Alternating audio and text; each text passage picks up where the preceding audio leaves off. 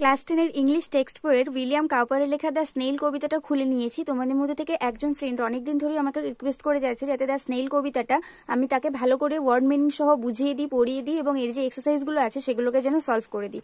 কিন্তু অন্যান্য ভিডিও বানানোর জন্য আর এগুলোতে যেহেতু অতটা ভিউ হয় না, তার জন্য আমি বানাচ্ছিলাম না। কারণ তোমাদের সবার কাছে নোট বই আছে আর তোমরা সেখান থেকে কবিতার মিনিং সহ তোমরা সুন্দরভাবে কবিতা পড়ে নিতে পারো আর এক্সারসাইজগুলো সেখান থেকে সলভ করে দিতে পারো, বা তোমরা ম্যাক্সিমাম জনাই টিউশনই পড়ো তো সেখানে টিউটররা তোমাদের সলভ করে দেয়। কিন্তু যেহেতু ও অনেকদিন ধরে বলছে, যে তোমাদের সেই ফ্রেন্ডটা অনেকদিন ধরেই বলছে, তো আমি ভাবলাম যে হয়তো তার খুবই আর্জেন্ট দরকার, তার জন্য আমি ফাইনালি আজকে দ্য স্নেইলটা পড়াতে বসেছি।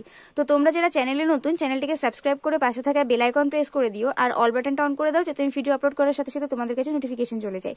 এর পাশাপাশি তোমরা যদি কোনো পার্টিকুলার গ্রামার ভিডিও বা চাকরি গুরুত্বপূর্ণ প্রশ্ন আর কোনো প্রবন্ধ রচনা বা ইংলিশ রাইটিং পেতে চাইছো, তাহলে আমাদের হোম পেজে দেখো ফিচার্ড চ্যানেল রয়েছে আর্টিফিশিয়াল একাডেমি বলে, সেটাকে তোমরা সাবস্ক্রাইব করে রাখতে পারো। সেখানে আমি অলরেডি মাধ্যমিক এবং উচ্চ মাধ্যমিকদের জন্য, এছাড়া 8, 9, 11, 12 এদের সবার জন্যই আমি প্রবন্ধ রচনা দিয়ে রেখেছি। তো চলো এবার আমরা এই কবিতাটা পড়া শুরু করি। তো কবিতাটা খুবই সহজ একটা কবিতা। আমি যদি ভেঙে ভেঙে তোমাদেরকে ওয়ার্ড মিনিংটা বুঝিয়ে দিই, তোমরা আর তোমাদের এটা বুঝতে কোনো অসুবিধা হবে না। প্রথমে আছে টু গ্রাস, ঘাসে, অর লিফ, পাতায়, অর ফ্রুট, ফলে, অর ওয়াল, দেওয়ালে। দ্য স্নেল স্টিক্স ক্লোজ, শামুক একদম দৃঢ়ভাবে আটকে রাখে নিজেকে। নর ফিয়ার্স টু ফল, পড়ে যাওয়ার ভয় পায় না। অ্যাজ ইফ হি গ্রিউ দেয়ার, এরকম মনে হয় যেন সে সেইখানেই বেড়ে উঠেছে।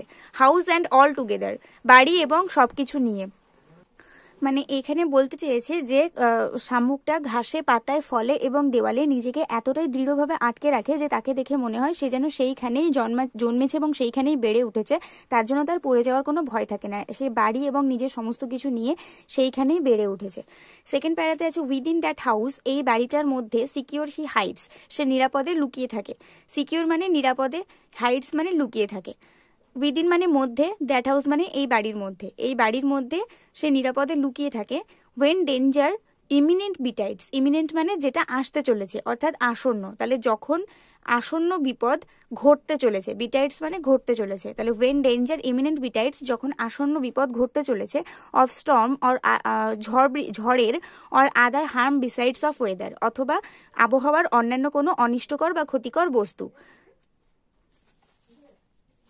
মানে আবহাওয়ার কোনো অনিষ্টকর বস্তু বা ঝড়ের কোনো আসন্ন বিপদ যখনই ঘটতে থাকে তখনই সে তার ওই বাড়িটার মধ্যে নিশ্চিন্তে লুকিয়ে পড়ে। এটাই হচ্ছে এই প্যারাটাতে বোঝাতে চেয়েছে।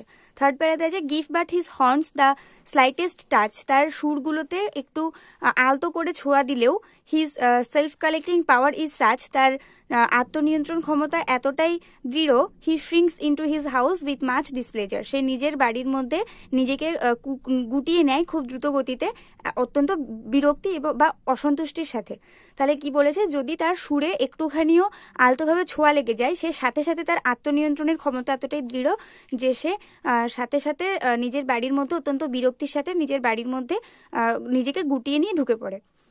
wherever he dwells, সে যেখানেই বাস করুক না কেন, he dwells alone, সে একাই বসবাস করে। except himself, নিজেকে ছাড়া, has chattels none, তার আর কোনো সম্পত্তি নেই। chattels মানে হচ্ছে পার্সোনাল বিলঙ্গিংস, মানে ব্যক্তিগত সম্পত্তি। নিজেকে ছাড়া তার আর কোনো ব্যক্তিগত সম্পত্তি নেই। well satisfied to be his own whole treasure, সে নিজেই নিজের সম্পত্তি হতে পেরে খুবই আত্মসন্তুষ্ট, মানে একদমই পরিপূর্ণভাবে সন্তুষ্ট। তো এখানে এটাই বোঝাতে চেয়েছে। তারপরে নেক্সট প্যারাতে আছে দাস, এইভাবে হারমিট লাইক, একটা সন্ন্যাসীর মতো, হিজ লাইফ হি লিডস, সে নিজের জীবনযাপন করে। নর পার্টনার অফ হিজ ব্যাঙ্কেট নিডস, ব্যাঙ্কেট মানে কি নৈশভোজ, যেটা আর কি সন্ধ্যার সময় আড়ম্বরের সাথে খাওয়া হয়, সেটা হচ্ছে ব্যাঙ্কেট বলা হয়, ভোজসভা। তো তার সে যখন সন্ধ্যা নিজের নৈশভোজ করে, তার জন্য তার কোনো সঙ্গীরও প্রয়োজন হয় না, সে একা একাই খায় আর কি। And if he meets one, এবং যদি সে কারোর সাথে দেখা করে ফেলে, হট করে যদি কারোর সাথে তার দেখা হয়ে যায়, অনলি ফিটস দ্য ফাস্টার, সে খুব তাড়াতাড়ি দ্রুততার সাথে নিজের খাবারটা শেষ করে। তার মানে যখন সে নিজের সেল থেকে বাইরে থাকে, তখন যদি সে কোনো খাবার খাচ্ছে সন্ধ্যেবেলাতে, হট করে তার সামনে কেউ চলে আসলে তার একটা অস্বস্তি হয়। মানে সে অন্য কারোর সামনে খাচ্ছে, হয়তো সেই মানুষটা তাকে অ্যাটাকও তো করতে পারে, বা সেই প্রাণীটা তাকে অ্যাটাক করতে পারে, তার জন্য সে খুব তাড়াতাড়ি নিজের খাবারটা শেষ করে যত তাড়াতাড়ি সম্ভব নিজের সেলের মধ্যে ঢুকে পড়তে চায়। তো এটাই এখানে বলতে চাওয়া হয়েছে। এরপর who seeks him must be worse than blind, who seeks him, যে তাকে খোঁজে, must be worse than blind, সে অন্ধের থেকেও অধম। He and his house are so combined, সে এবং তার বাড়ি এতটাই সংযুক্ত বা এতটাই পরস্পর যুক্ত। ইফ ফাইন্ডিং ইট, যদি সেটাকে খুঁজে পাওয়াও যায়, he fails to find its master, তাহলে সেটার প্রভুকে বা সেটার মালিককে কখনোই খুঁজে পেতে, সবসময় সে খুঁজে পেতে ব্যর্থ হয়। এখানে কি বলতে চেয়েছে, যদি শামুকের শেলটাকে কেউ দেখতে পায়, শামুকের শেলটাই হচ্ছে ওর বাড়ি, যদি সেই বাড়িটাকে কেউ দেখতে পায়, সেটা দেখতে পেতেও পারে, মানে তার বাড়িটাকে খুঁজে পাওয়া যেতেও পারে, কিন্তু ওই বাড়ির মধ্যে যদি শামুককে খুঁজতে চায় তাহলে সে কখনোই খুঁজে পাবে না। ওই বাড়ির মালিক হচ্ছে শামুক, তাহলে ওই বাড়ির মালিককে যদি কখনো খুঁজতে চায় কেউ, তাহলে সে অবশ্যই ব্যর্থ হবে, কারণ শামুক তো ভিতরে গুটিয়ে থাকবে, তাকে তো কেউ দেখতে পাবে না। তো এইটাই বলা হয়েছে যে যদি কেউ তাকে খুঁজতে চায় তাহলে সে অন্ধের থেকেও অধম, কারণ সে তো ওই শামুক শেলটার মধ্যেই আছে, তার জন্য তাকে নতুন করে খোঁজার কিছুই নেই। তো এখানে এইভাবে আমাদের এই কবিতাটা আমি ভালো করে ওয়ার্ড মিনিং এর সাথে পড়িয়ে দিলাম। আশা করছি এটাতে আর কোনো সমস্যা নেই। তো চলো আমরা এক্সারসাইজে চলে যাই। প্রথমে আছে with the slightest touch the snail shrinks into its house with, এটা হবে displeasure. In its house the snail lives with no one, কেউই তার সাথে থাকে না বাড়িটার মধ্যে। The poet has compared the snail to a hermit, একটা সন্ন্যাসীর মতো জীবনযাপন করে।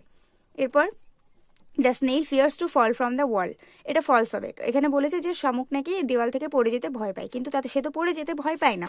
এখানে আমরা সাপোর্টিং স্টেটমেন্ট দেবো, to grass or leaf or fruit or wall the snail sticks close not fears to fall, এখান থেকে এতটা আমাদের সাপোর্টিং স্টেটমেন্ট।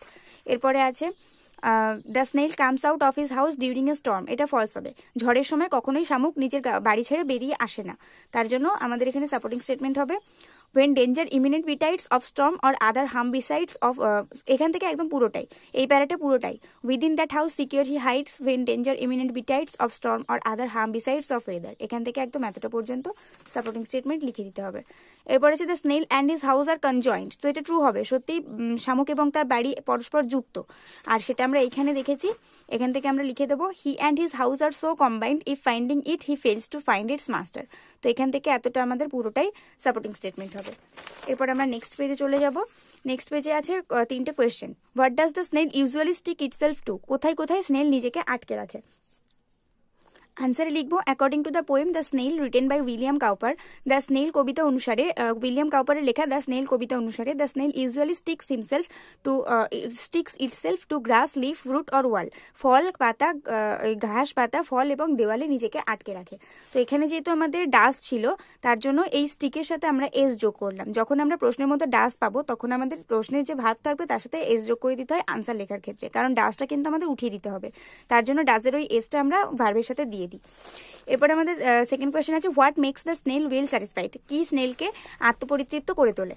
তো এখানে আমরা একইভাবে লিখবো, আমি এখানে লিখিনি কিন্তু তোমরা লিখবে according to the poem the snail written by William Cowper, William কাউপারের লেখা দ্য স্নেল কবিতা অনুসারে, the self sufficient nature of the snail, শামুকের যে আত্মসন্তুষ্টি একটা শামুকের যে আত্মসন্তুষ্টি স্বভাবটা, with no want of others, অন্য কাউকে না চাওয়ার যে আত্মসন্তুষ্টি স্বভাবটা, মেক্স হিম ওয়েল স্যাটিসফাইড, সেটাই তাকে আত্মসন্তুষ্ট করে তোলে। তো এরপর আমাদের দেখো সি দাগে যে কোয়েশ্চেনটা আছে এটা একটু ভুল আছে, এটা আমাদের হাউ হবে না, এটা ওয়েন হবে, কারণ এখানে বলা আছে যে how does the snail feed ফাস্টার, কিভাবে স্নেল নিজের খাবারটা দ্রুততার সাথে খায়। তো এখানে তো বলাই আছে যে স্নেল নিজের খাবারটা দ্রুততার সাথে খায়, তাহলে কেন আবার হাউটা হবে। এখানে অ্যাকচুয়ালি কোয়েশ্চেন হবে ওয়েন ডাজ হবে, কারণ কখন স্নেল দ্রুততার সঙ্গে খাবার খায়। তো এটার আনসার হবে according to the poem the snail written by William কাউপারের লেখা দ্য স্নেল কবিতা অনুসারে, ওয়াইল ইটিং, যখন সে খায়, if the snail comes across someone, যদি শামুক কারোর সঙ্গে দেখা করে ফেলে বা কেউ যদি তার সামনে চলে আসে, he feeds faster in order to get over with the situation quickly, সে তাড়াতাড়ি দ্রুততার সঙ্গে খায় সেই পরিস্থিতি থেকে নিজেকে মুক্ত করার জন্য। এরপর আমরা গ্রামারি নিউজে দেখবো। প্রথমে আছে সিরাজ অলওয়েজ রাইজেস আর্লি, তো এটাকে বলেছি ডাস দিয়ে করতে। তো আমরা জানি যদি ভার্বের সাথে এস যোগ থাকে তাহলে আমাদের ডাস দিয়ে করতে বলে প্রশ্নবোধক হয়ে যাবে। তো আমরা প্রথমে একটা ডাস নিয়ে চলে আসবো, এরপর ডাস সিরাজ অলওয়েজ, যেহেতু এখানে আমরা ডাস নিয়ে চলে আসি তাহলে ভার্বের সাথে এসটা আমাদের তুলে দিতে হবে, তার জন্য শুধু রাইজ হয়ে যাবে আর্লি, রাইজ আর্লি, তাহলে আমাদের আনসার হবে ডাস সিরাজ অলওয়েজ রাইজ আর্লি। যেহেতু ডাস আমরা নিয়ে চলে আসলাম তাই রাইজের সাথে যে এসটা ছিল সেটা আমরা ডাসের এখানে নিয়ে চলে আসলাম, তার জন্য এখানে শুধু রাইজ হলো। এরপরে Joyce is the best singer in the class, তো এখানে হু দিয়ে কোয়েশ্চেন করলে এটা খুবই সহজ, শুধু জয়েসের জায়গায় হু বসিয়ে দেবো, who is the best singer in the class the question mark. এরপর হি স দ্য রেইনবো, এটাকে দু রকম ভাবে করতে পারো, কারণ এটা ডিড দিয়ে করতে বলেছে। তো ইন্টারোগেটিভ সেন্টেন্স করলে কি করে করবো, did he not see the rainbow, সে কি রেইনবো দেখেনি, তার মানে সে রেইনবো দেখেছে। Did he not see the rainbow, এটা ডিড দিয়ে করেছি। আবার did he see the rainbow, সে কি রেইনবো দেখেছে, did he see the rainbow, তোমরা কিন্তু কখনো এটা স রাখবে না, কারণ এখানে অলরেডি আমরা ডিড একটা পাস্ট ফর্ম ইউজ করছি, আর একটা সেন্টেন্সে দুটো পাস্ট ফর্ম আমরা ইউজ করতে পারবো না। এখানে অলরেডি একটা ভার্ব আমরা পাস্ট করেছি, তাই এখানে সটা সি হয়ে যাবে, ঠিক আছে? তো তোমরা ডিড হি নট দিয়েও করতে পারো, ডিড হি জাস্ট অ্যাফার্মেটিভও করতে পারো, নেগেটিভও করতে পারো। এরপরে আছে I go to school by bus, এটাকে হাউ দিয়ে কোয়েশ্চেন করতে হবে। তাহলে আমরা কিভাবে লিখবো, how do you go to school, তুমি কিভাবে স্কুলে যাও? তার আনসারই কিন্তু এটা হবে I go to school by bus, আমি বাসে করে স্কুলে যাই। তো এখানে আশা করছি তোমাদের এক্সারসাইজগুলো কমপ্লিট হয়ে গেছে। আর এখানে দেখো রাইটিং অ্যাক্টিভিটিতে একটা কোয়েশ্চেন আছে যে write a letter to the editor of an English daily about the disturbance caused by the thoughtless use of loud speakers. Editorial letter আছে একটা, যে লাউড স্পিকারের থটলেস ইউজের কারণে যে সমস্ত ডিস্টারবেন্সগুলো সৃষ্টি হচ্ছে সেগুলো জানিয়ে একটা এডিটরকে একটা ইংলিশ ডেইলিতে একটা চিঠি লেখো। তো এটা অলরেডি আমার চ্যানেলে আপলোড করা আছে, তোমরা যদি indiscriminate use of loud speakers দিয়ে এডিটোরিয়াল লেটার সার্চ করো ইউটিউবে, তাহলে দেখবে আমার ভিডিওটা দিয়ে দিয়েছে। তো তোমরা চাইলে সেই ভিডিওটা দেখে নিতে পারো। আর আজকে ভিডিও পর্যন্ত, ভিডিওটা কেমন লাগলো কমেন্টে জানাতে ভুলো না, অবশ্যই একটা করে লাইক করে দিয়ে বন্ধুদের সঙ্গে অনেক শেয়ার করে দাও। নেক্সট ভিডিওতে দেখা হবে, ততক্ষণ পর্যন্ত সবাই ভালো থাকো, সুস্থ থাকো, মন দিয়ে পড়াশোনা করতে থাকো।